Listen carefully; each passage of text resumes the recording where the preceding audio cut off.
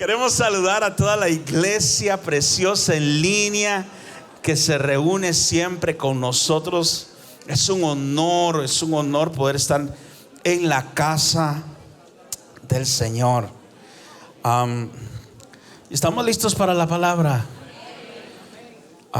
Le pido al Espíritu Santo que ministre tu corazón, así como Dios ha estado ministrando el mío en estos días. Que la palabra sea revelada, se incruste en tu corazón y que produzca el fruto para el cual Dios la va a enviar. Quiero traer una palabra que el Señor puso en mi corazón. Es un poco diferente, así que bueno, que Dios nos ayude. Y le puse por título la petición que todos quisiéramos que Jesús nos responda. Y el Señor me llevaba leía un pasaje que está en Lucas capítulo 17, verso 5. Cuando los apóstoles le dicen al Señor Jesús: aumentanos la fe. Y yo pensaba que hay momentos en nuestro caminar en Dios que sentimos que no tenemos lo necesario para afrontar lo que se nos viene encima. Yo no sé si a usted le ha pasado algo como esto, que a mí me ha pasado muchas veces, que estás escuchando la palabra, que estás buscando al Señor con todo tu corazón, que estás recibiendo de Dios, pero lo que recibes de Dios sientes que es demasiado fuerte como para que tú lo puedas cumplir.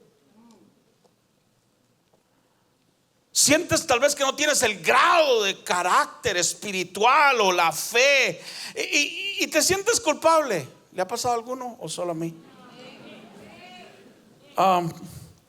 Tal vez vienes a la iglesia como un día como hoy y estás ahí sentado y estás escuchando uno de esos mensajes quirúrgicos del pastor Frank que va cortando las capas de tu alma y de tu corazón, y por fuera estás: preach, pastor, alaba, aleluya, bien. Y por dentro está: Señor, ¿y ahora cómo voy a hacer yo con esto? Y te preguntas: Señor, ¿cómo voy a perdonar? Yo a mi suegra, ¿cómo lo voy a perdonar? Eso es imposible, eso está fuera de mi capacidad. Y venimos a sentirnos como culpables, nos sentimos mal cristianos, nos sentimos, no sé, hasta incrédulos.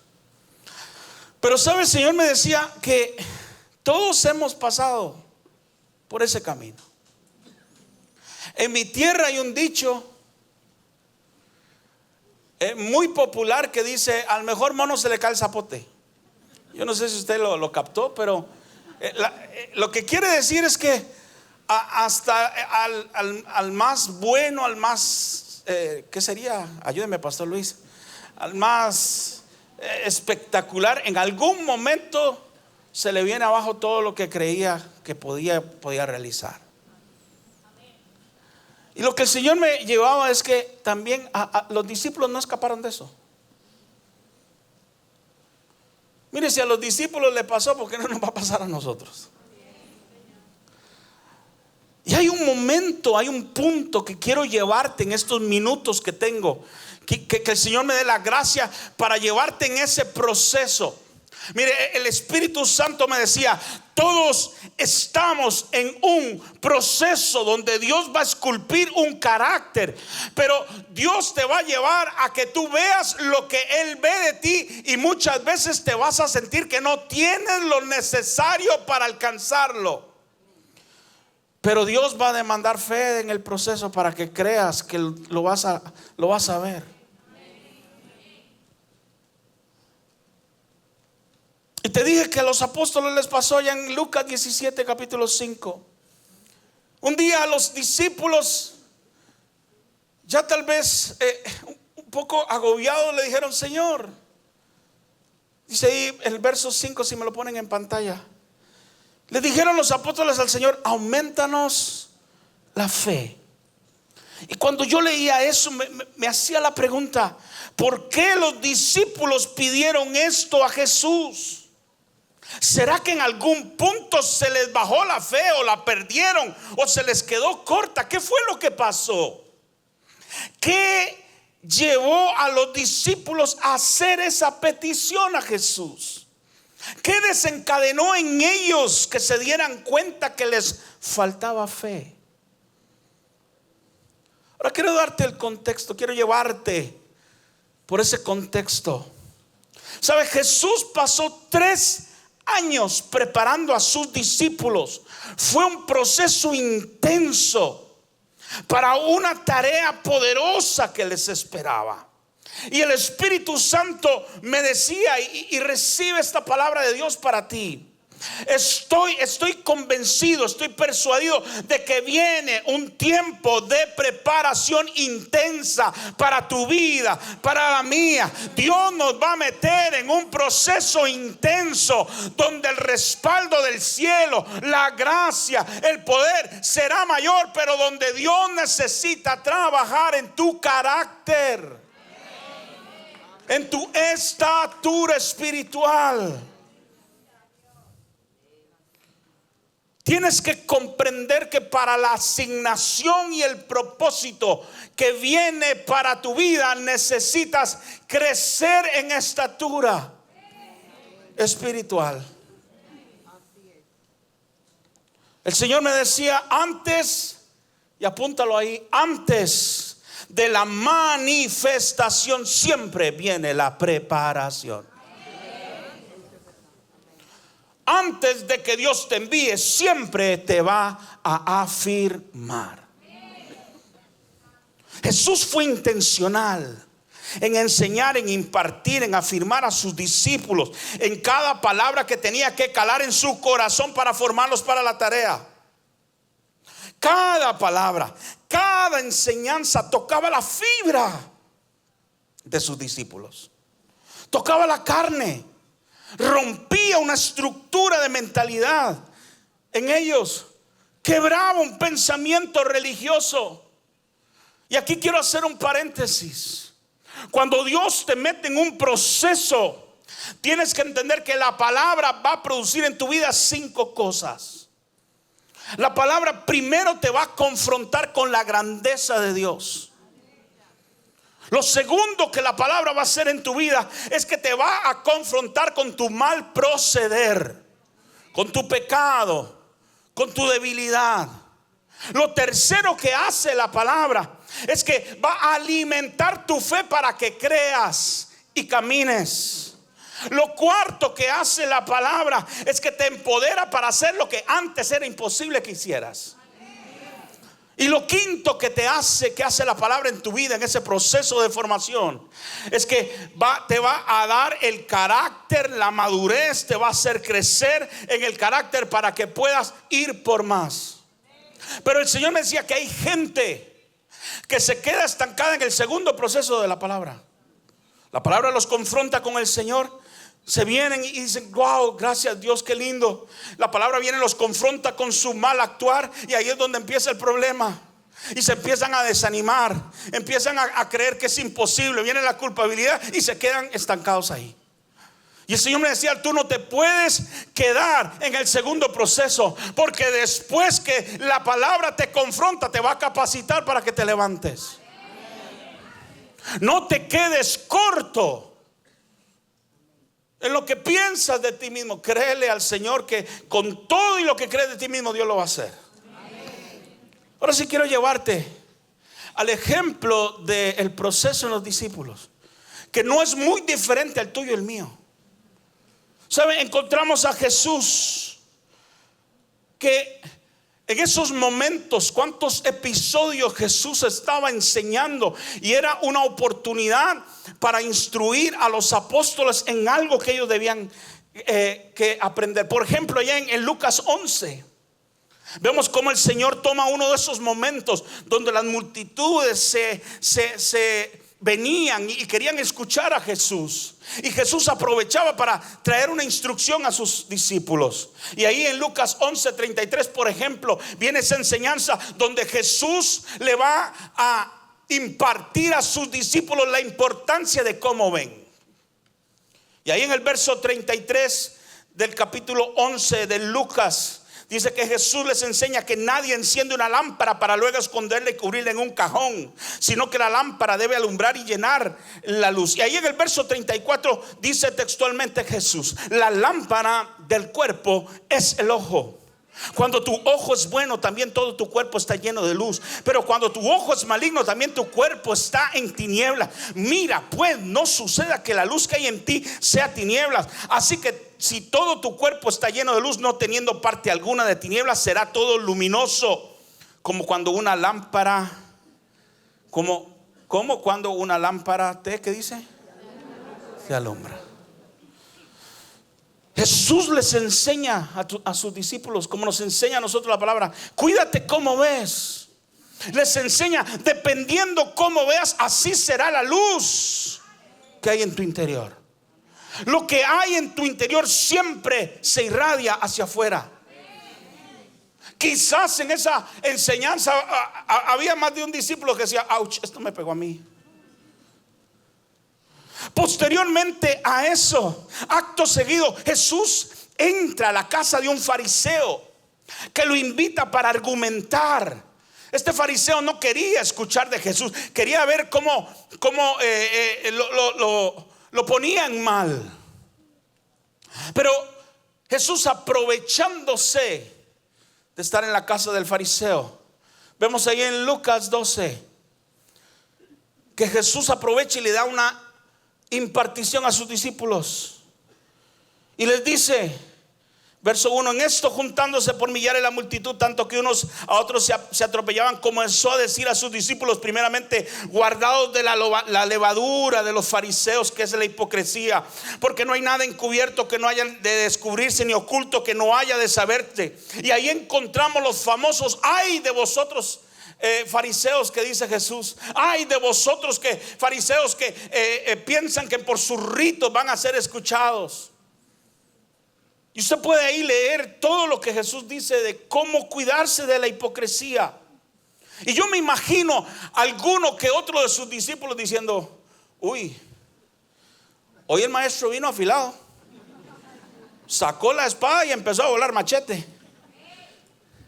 Y tal vez uno que otro se miraba y decía: primero nos dijo que nos cuidáramos en lo que viéramos, ahora nos dice que tenemos que cuidarnos en la hipocresía. Esto está poniendo duro. Pero Jesús no se queda ahí. Posteriormente les habla de la determinación pública de nuestra fe. Y en el verso 8 del capítulo 12 sigue diciendo Jesús: os digo que todo aquel que me confesare delante de los hombres, también el Hijo del Hombre le confesará delante de los ángeles de Dios. Mas el que me negare delante de los hombres será negado de los ángeles. Después les habla sobre el testimonio que deben guardar por el Espíritu. En el verso 11 del capítulo 12 dice: cuando os trajeren a las sinagogas y ante los magistrados y a las autoridades, no os preocupéis por cómo o qué habréis de responder o habréis de decir, porque el Espíritu Santo os enseñará en la misma hora lo que debéis de hacer. Ahora imagínense los discípulos pensando: ok, me tengo que cuidar de cómo veo, tengo que ser luz, tengo que ser sal, no tengo que ser hipócrita, no, como los fariseos, tengo que tener mi determinación pública, tengo que depender del Espíritu Santo. Yo me imagino a Mateo ahí apuntando. Y si, ¿será que esta la tengo, esta no la tengo? Esta la tengo, esta no la tengo. Pero Jesús no se queda ahí. Y le sigue enseñando. Ahora toca un área sensible que tal vez muchos de nosotros los discípulos no quisieran que nos tocaran. Y en el verso 15 del capítulo 12 les dijo: mirad, guardaos de toda avaricia, porque la vida del hombre no consiste en la abundancia de los bienes que posee. Y dijo luego a sus discípulos, verso 22: por tanto os digo, no os afanéis por vuestra vida, qué comeréis, ni por el cuerpo qué vestiréis, porque todas estas cosas buscan las gentes del mundo, pero vuestro Padre sabe de qué tenéis necesidad. Y después les dice: mas buscad el reino de Dios y todas estas cosas os serán añadidas. Les habla de no tener ansiedad, les habla de entender que Dios es su proveedor. ¿Me está siguiendo el hilo? Cada una de esas enseñanzas, cada uno de esos momentos iba rompiendo en los discípulos algo, pero también los iba confrontando con una realidad. ¿Será que no tenemos la capacidad para cumplir todo esto? Me imagino esas conversaciones. Alguno que otro habrá dicho en algún momento: esto está duro, nos las está poniendo difíciles el maestro. Hubo un momento hasta que Jesús les dice: ¿ustedes también se quieren ir? Ya algunos discípulos habían abandonado a Jesús. Pero Jesús no se queda ahí. Después los lleva tal vez en uno de los momentos de mayor confrontación y los lleva a medir sus expectativas y sus prioridades. Allá en Lucas 14, verso 26 y 27, Jesús les dice: si alguno viene a mí y no aborrece a su padre y madre y mujer e hijos y hermanos y hermanas, aún también su propia vida, no puede ser mi discípulo. Y el que no lleva su cruz y viene en pos de mí no puede ser mi discípulo. Y yo me pongo en los zapatos de los discípulos. Yo creo que esto fue un knockout. Y más de uno se rascaba ahí la cabeza y diciendo: ¿cómo? Oh, y hago una paréntesis. Jesús no les estaba enseñando a dejar tirada a la esposa. No se equivoque. Jesús les estaba enseñando dónde debían poner las prioridades. Si yo no soy el primer lugar en tu vida, tú no puedes ser mi discípulo. Eso es lo que Jesús te está enseñando. Pero no termina ahí. Y sigue en el verso 28 Jesús enseñándoles: pero porque ¿quién de vosotros, queriendo edificar una torre, no se sienta primero y calcula los gastos a ver si tiene lo que se necesita para acabarla? Así pues, cualquiera de vosotros que no renuncia a todo lo que posee no puede ser mi discípulo. Mire, si hubiera habido un discípulo ahí argentino, creo que al final del servicio le hubiera dicho a Jesús: che, ¿qué me decís? O un venezolano ahí que hubiera dicho: cónchale. No le digo que hubiera dicho un tico para. Pero lo que quiero que vea es que lo que Jesús estaba enseñando confrontaba el corazón con una realidad. Señor, tú eres muy grande, yo soy muy pequeño. Y necesito algo más. Después Jesús les enseña sobre el divorcio, sobre el juzgar. Y llega un momento en el capítulo 17 que Jesús les dice en el verso 3 y 4: mirad por vosotros mismos. Si tu hermano pecare contra ti, repréndele. Y si se arrepintiere, perdónale.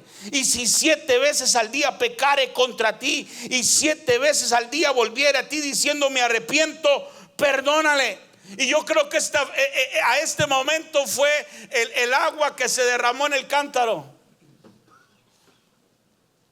Cuando les tocó el perdón, ya dijeron ellos: aquí no, ya en esta la perdimos todos. 0 en el examen. Y después de esto es que creo que los discípulos, sobrecogidos por la realidad de que era imposible cumplir todo, hicieron una petición. Y los discípulos dijeron al Señor, versos 5: Señor, aumentanos la fe. En otras palabras, los discípulos estaban diciendo: Señor, haznos el milagro, porque si tú no lo haces no podemos. Cuando tú estudias la palabra aumentanos en el griego, lo que significa es: agréganos una medida adicional. O sea, los discípulos están diciendo: Señor, la fe no nos alcanza, necesitamos que nos metas más, que nos agregues otro poco, que nos añadas, que coloques adicionalmente. Pero en otras palabras, lo que Jesús estaba diciendo es lo que todo ser humano nos gusta decir cuando vemos una tarea muy difícil que otros no la haga por nosotros. ¿Cuántas veces usted ha conocido gente que dice: hermanito, ore usted por mi hijo, pelee usted la batalla por mí? ¿Cuántas veces hemos venido nosotros al pastor: Señor, pastor, necesito que usted ore porque a Dios sí lo contesta usted? Nos gusta trasladar la responsabilidad de lo que tenemos que desarrollar a otro para no tenerla que desarrollar yo. Y en pocas palabras, eso es lo que los apóstoles le estaban diciendo a Jesús.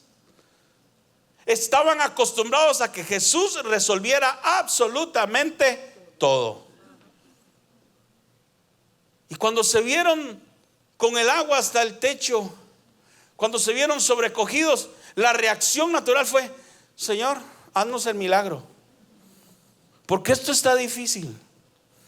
Fue una petición muy humana. Y sabe, el Señor me decía, y es lo que te quiero decir hoy, aquí está el punto importante. Te llevé por la historia del proceso de los discípulos para que entendieras algo. Jesús sabía que era necesario que ellos pasaran por ahí y se dieran cuenta que no iba a ser en sus fuerzas ni en su capacidad, sino en la impartición de Dios sobre su vida. A Jesús no lo tomó por sorpresa el que ellos pidieran más fe. Jesús estaba en control del proceso. Jesús estaba en control de su proceso de formación. Él sabía por dónde iban en el camino. Él sabía de lo que les faltaba. Él sabía lo que había sembrado en ellos. Y Él lo sabe en ti. Él es el que te está guiando en tu proceso de formación. Él es el que sabe lo que está poniendo en tu vida. Él es el que te está guiando. Y el Señor me decía: Jesús sabía que ellos tenían que pasar por ahí, porque eso iba a formar la humildad de reconocer que necesitaban depender de Él. Pero para colmo de males, había una lección más que los discípulos tenían que aprender. Dice la escritura ahí en el libro de Mateo que un día un padre desesperado, porque su hijo era poseído por un demonio, lo trae a los discípulos para que los discípulos lo liberaran. Ahora permítame, a mí me gusta imaginarme la historia. Yo me imagino a aquel padre que están los discípulos reunidos y el padre le dice: necesito que me ayuden con mi hijo. Mi hijo está pasando esto y esto. Y entonces ahí, bueno, ok, Tomás, dele. Tomás se devuelve. El demonio no sale. Que vaya Juan. Está acostado en el pecho de Jesús, vaya a ver. Y Juan regresa frustrado: no, tampoco pude. Bueno, que vaya Pedro, que es el más ducho de todos. Y Pedro viene frustrado y dice: no puedo. Y el padre desesperado tiene que venir a Jesús y le dice: he traído mi hijo a tus discípulos y nada han podido hacer. Y Jesús se enoja. Y mira lo que dice en Mateo 17, verso 17. Dice: y respondiendo Jesús dijo: oh generación incrédula y perversa, ¿hasta cuándo he de estar con vosotros? Eso no se lo dijo al público, eso se lo dijo a sus discípulos. Traédmelo acá. Y reprendió Jesús al demonio, el cual salió del muchacho, y éste quedó sano desde aquella hora. Y viniendo los discípulos a Jesús aparte, me imagino que frustrados, le dijeron: Jesús, ¿por qué no pudimos echarlo fuera? Y Jesús le responde: por vuestra poca fe. Ahora quiero que ponga en su mente que Jesús le dijo: por vuestra poca fe. Y al otro lado ponga: aumentanos la fe. Y quiero que piensen esto. ¿Qué es lo que Jesús les estaba diciendo a sus discípulos? ¿Que ellos no tenían fe? ¿O que ellos no tenían la medida de fe necesaria? Jesús estaba reconociendo que ellos no tenían fe. La Biblia dice que a todos se nos ha dado una medida de fe. Entonces, ¿será que Jesús estaba diciendo que la medida de fe que les tocó a los discípulos era muy poquita? Yo no creo que eso es lo que Jesús está diciendo. ¿Qué fue lo que Jesús les estaba diciendo? Cuando tú estudias esa frase, poca fe, lo que significa no es una medida corta, sino una medida inefectiva. Lo que Jesús les estaba diciendo es que ellos no es que tenían una poca fe, lo que tenían era mucha incredulidad.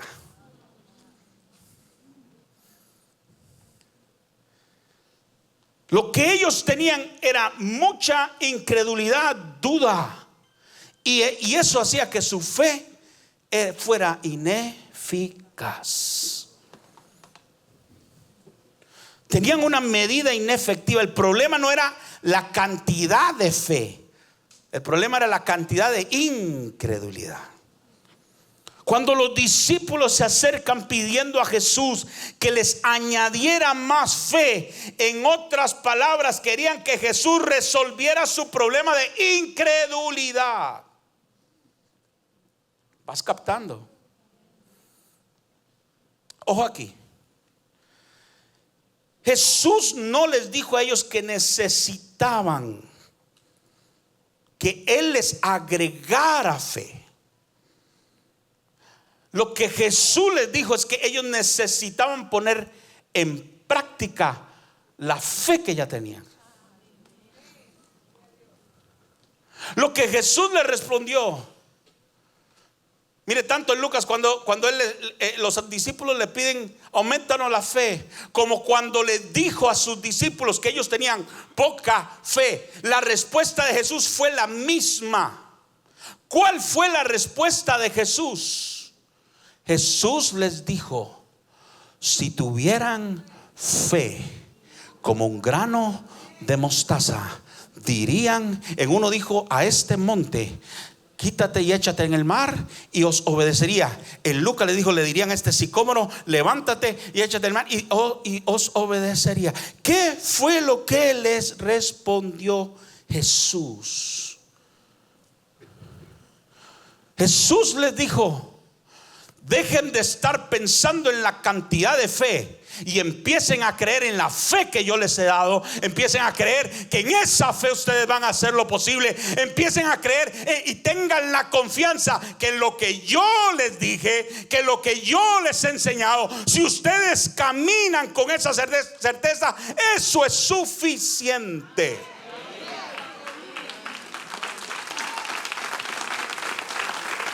Y aquí te digo en el nombre de Jesús, y lo digo con mucho respeto, tú no necesitas que otra persona venga, imponga sus manos para que tú tengas más fe. Y ojo, no estoy diciendo que es malo que alguien ore por ti. No, eso no es lo que yo estoy diciendo. Lo que yo te estoy diciendo es que tú tienes que empezar a activar la fe que Dios te dio. Lo que tú tienes que hacer es determinarte a ejercitar, desarrollar, a poner por obra la fe que tienes, porque la fe que tienes es suficiente para hacer que el reino sea poderoso y sobrenatural en tu vida. A ti no te falta más fe. A ti te falta dejar la incredulidad. Son dos cosas muy diferentes. Lo que tú tienes es la medida exacta de lo que requieres para que toda la palabra de Dios sea efectiva en tu vida. Cuando tú activas esa fe va a crecer, esa fe se va a desarrollar y esa fe va a traer el poder de Dios. ¿Sabes? El Señor me dijo, y tal vez hay alguien aquí, El Señor me dijo que te dijera que te dejes de sentir incrédulo o impío o malo, incapaz o culpable. Si sientes que no estás a la altura de lo que Dios te está pidiendo hacer, si te sientes que no tienes el carácter o que no tienes el nivel, pues empieza a confiar que la fe que Dios te ha dado, que Jesús que te guía en el proceso, que Dios te ha dado su palabra, que Él ha puesto en ti esa palabra para que se desarrolle, y empieza a creer. Es natural que en algún momento de nuestra vida, es humano, nos sintamos incapaces. Pero es que no se trata de nuestra capacidad, se trata del quien vive en nosotros. Volvamos a la respuesta de Jesús. Mateo 17:20, me quedan un par de minutos. Mateo 17:20, Jesús les dijo: por vuestra poca fe, porque de cierto os digo que si tuvieres fe como un grano de mostaza, dirías a este monte: pásate de aquí a allá, y se pasará, y nada os será imposible. Y en Lucas 17:6, el Señor respondió: si tuvieres fe como un grano de mostaza, podrías decir a este sicómoro: desarráigate y plántate en el mar, y os obedecerías. Y aquí te digo, en el nombre de Cristo Jesús, si tú esperas que Dios resuelva o que otro resuelva la responsabilidad que tú tienes de hacer crecer en tu vida la fe que Dios te dio, te vas a quedar inválido el resto de la vida ahí sentado. Jesús no le dijo: sí, mis hijos, les voy a dar más fe. Los llevó a que entendieran, ¿sabe? Para ellos era muy conocido lo que era una semilla de mostaza. No sé cuántos de nosotros hemos visto una semilla de mostaza. Yo las he visto en fotografía, pero para ellos era cosa de todos los días. Ahora, permítame cerrar con esto, porque aquí viene lo interesante. Jesús comparó la fe y el reino de los cielos con una semilla de mostaza, y explicó qué tiene de particular la semilla de mostaza. Usted encuentra en Mateo 13 que dice Jesús que la semilla de mostaza es la más pequeña de todas las semillas de grano, pero esa que es la más pequeña de todas las semillas de grano, crece para llegar a convertirse en la más grande de todas las hortalizas. Y no conformándose con ser la más grande de las hortalizas, se transforma para convertirse en un árbol de gran altura, capaz de albergar y ser nido. ¿Qué es lo que Jesús les dijo a sus discípulos? Que la pequeña fe que tal vez tú creas que tiene lleva el contenido de poder, de autoridad de Dios, para que cuando toque la tierra de la palabra, esa semilla va a crecer para convertirse en la más grande hortaliza, y que no va a parar ahí, y que se transforma para convertirse en un gran árbol. Y cierro con esto. ¿Cómo tener la fe de un grano de mostaza? Número 1, determínate a creer 100% en lo que Dios ha dicho en su palabra, que es tuyo y que es la verdad, y que se cumplirá sí o sí, independientemente de lo que pueda estar pasando.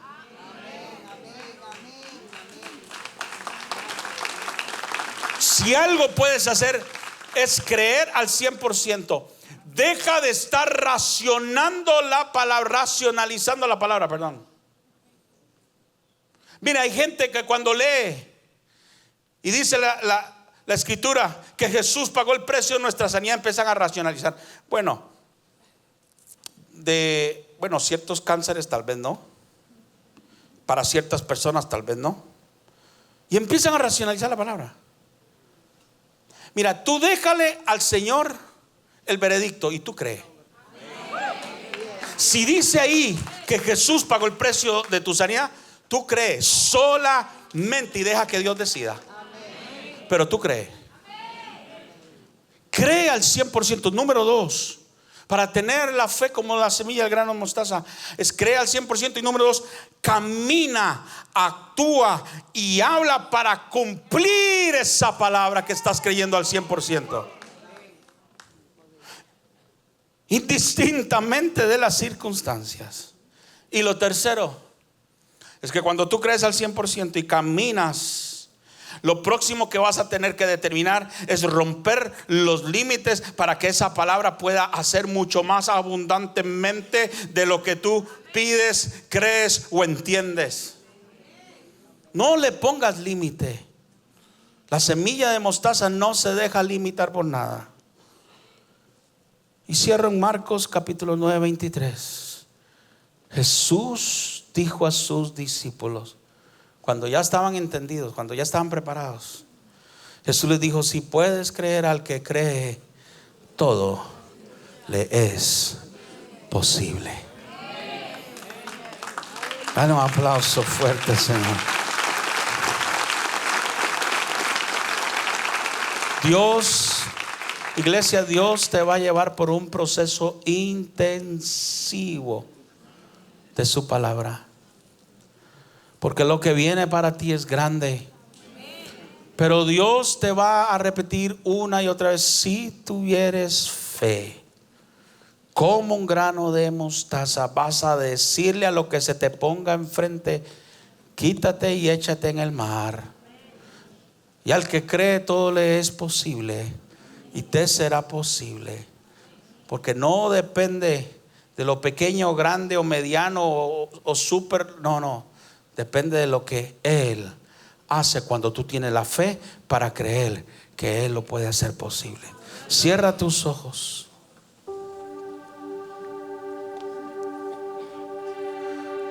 Comencé diciéndote que todos pasamos un momento en la vida. Tal vez ese momento es hoy para ti, donde tú dices: he tratado de vivir, he tratado de hacerlo, he tratado de lograr las cosas y no he podido, y te sientes frustrado. Tal vez hay alguien aquí que dice: yo lo he intentado hacer lejos de Dios y el resultado ha sido una vida difícil, dura, llena de heridas y de resentimiento. La Biblia dice que todos somos pecadores. La Biblia dice que las consecuencias de vivir lejos de Dios son duras. Pero también la Biblia dice que de tal manera Dios te ama, que envió a Jesucristo a morir en la cruz del Calvario por ti, para sanarte, para salvarte, para redimirte, para darte una vida nueva. A Jesús no le importó lo que tú eras o lo que has hecho. A Jesús le importa que Él te ama con amor eterno. A Jesús le importa que Él ha venido aquí para salvarte, para darte una nueva vida. La Biblia también dice que toda aquella persona que abre su corazón a Jesús, que le dice: Jesús, entra en mi corazón, perdona mis pecados. La Biblia dice que Jesús entrará en tu vida, te salvará, te restaurará. Yo hoy quiero invitarte a que no salgas de este lugar sin entregarle tu corazón a Jesús. Él es el único que puede darte vida, que puede restaurarte. Solo en Él encontrarás paz, encontrarás perdón, encontrarás una nueva vida. Mientras toda la iglesia está orando,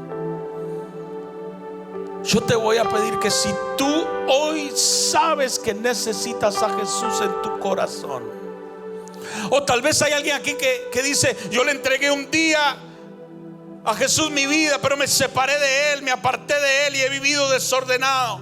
Bueno, si este es tu caso, si tú necesitas entregarle tu corazón a Jesús o reconciliarte con Él, levántame tu mano ahora. Yo quiero orar por ti. Mientras toda la iglesia está orando, no tengas temor, no tengas miedo. No te permitas salir de este lugar sin Jesús en tu corazón. Dios te bendiga. ¿Habrá alguien más? ¿Habrá alguien más? Mientras toda la iglesia está orando, Dios te bendiga. Yo sé que hay alguien más. Dios te bendiga, Dios te bendiga. No juegues con la gracia de Jesús.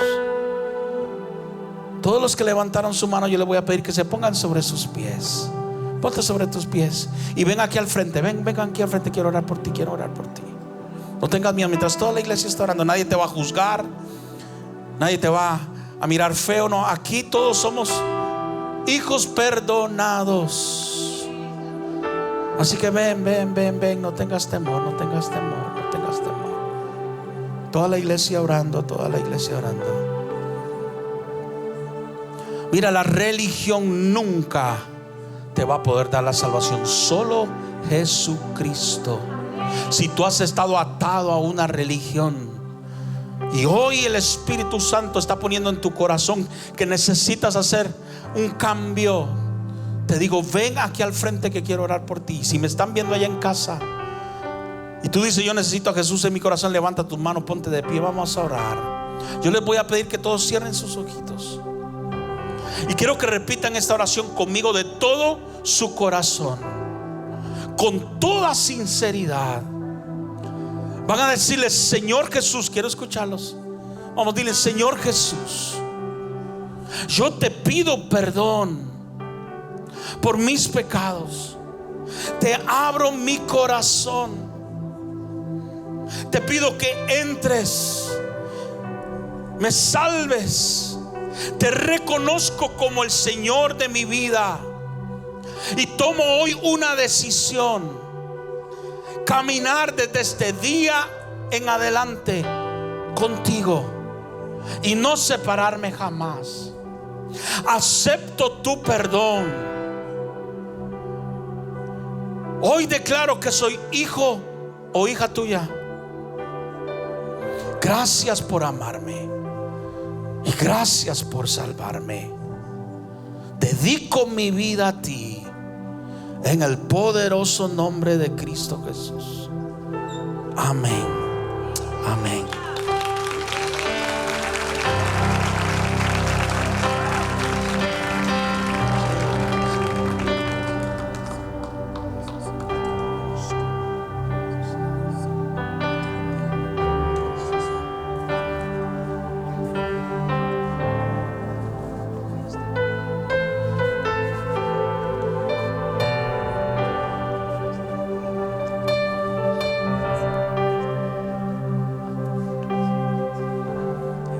Si pueden ir un momentito con ellos, queremos darles un regalito, una Biblia, orar por ustedes. Son unos minutitos nada más, si los pueden acompañar. Démosle un aplauso al Señor.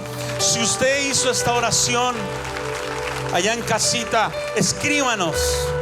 Allá hay un número de teléfono en pantalla, o puede ir a las redes sociales.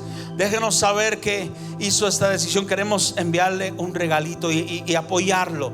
Estamos aquí para apoyarlo en esta decisión de fe. Amén. ¿Cuántos recibieron la palabra? Amén, amén. Vamos a recoger diezmos y ofrendas. Ahí en su pantalla está el número de Text to Give. Usted puede también dar sus diezmos y ofrendas a través del app, a través de la página web. Mire, siempre lo digo, es un honor, es un alto honor poder sembrar en la casa de Dios. Mire, la escritura dice: fue un mandato del Señor, traigan los diezmos y las ofrendas a la casa de Dios. Hay alimento en mi casa y yo abriré las compuertas de los cielos y derramaré mi bendición hasta que sobreabunde. El propósito de los diezmos y las ofrendas es que aprendas a poner a Dios en el primer lugar de tu vida. Es un principio de honra. Y la escritura dice que Dios honra a los que le honran. Tú no das un donativo. Nunca pienses que tú traes una ayuda a la iglesia. No, tú honras a tu Padre, a tu Rey y a tu Señor. Es un privilegio, es un alto honor poder traer nuestra adoración a la casa de Dios.